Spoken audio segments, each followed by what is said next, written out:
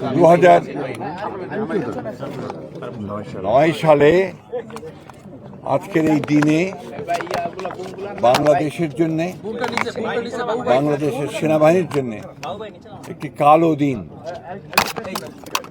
এই দিন বাংলাদেশের শত্রুরা এবং বাংলাদেশের যে সেনাবাহিনী, সেই সেনাবাহিনীর শত্রুরা তারা চক্রান্ত করে বিডিআরে যে অভ্যুত্থান নাম করে সেনাবাহিনীর চৌকস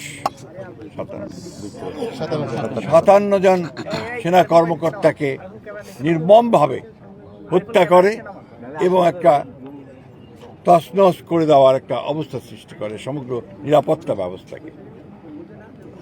এটা বাংলাদেশের শত্রুদের উদ্দেশ্য ছিল, প্রধান উদ্দেশ্য ছিল বাংলাদেশের নিরাপত্তা ব্যবস্থায় আঘাত হানা এবং বাংলাদেশের সেনাবাহিনীর যেন মনোবল নষ্ট হয়ে যায়, যেন তার দুর্বল হয়ে যায়, সেই কারণে এই ঘটনা হয়েছিল।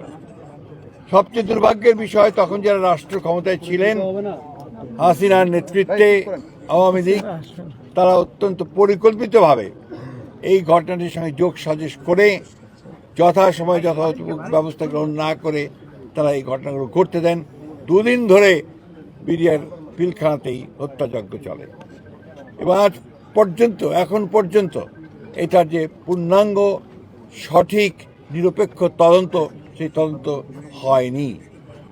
আমরা সরকারকে ধন্যবাদ জানাতে চাই যে সরকার অন্তত এটাকে শহীদ সেনা দিবস হিসেবে ঘোষণা করেছেন এবং আমরা আশা করব, প্রত্যাশা করব যে এটার পূর্ণাঙ্গ সঠিক নিরপেক্ষ তদন্ত করে সঠিক বিষয়টিকে উদ্ঘাটন করা এবং যারা দায়ী তাদেরকে তাদের শাস্তি নিশ্চিত করা, তদন্তের মধ্যে বিচারকে নিশ্চিত করা।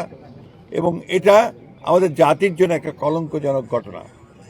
আজকে এই দীর্ঘ বছর পরে, আজকে প্রায় 16 বছর পরে আমরা আজকে সবাই ঐক্যবদ্ধ হয়েছি। দেশের রাজনীতির একটা বিশাল পরিবর্তন হয়েছে, আমূল পরিবর্তন হয়েছে। বাংলাদেশের ছাত্র জনতা সেই ফ্যাসিস্ট শক্তিকে উৎখাত করে আমাদেরকে সুযোগ সৃষ্টি করে দিয়েছে আজকে একটা নতুন বাংলাদেশ নির্মাণ করবার। আজকের এই দিনে শহীদদের প্রতি আমরা গভীর শ্রদ্ধা নিবেদন করছি। আমাদের দল, বাংলাদেশ জাতীয়তাবাদী দল, আমাদের জিয়া এবং আমাদের পক্ষ থেকে আজকে আমরা শ্রদ্ধা এবং আমরা করবো তাদের এই আত্মত্যাগ কখনো বিফলে না যায়।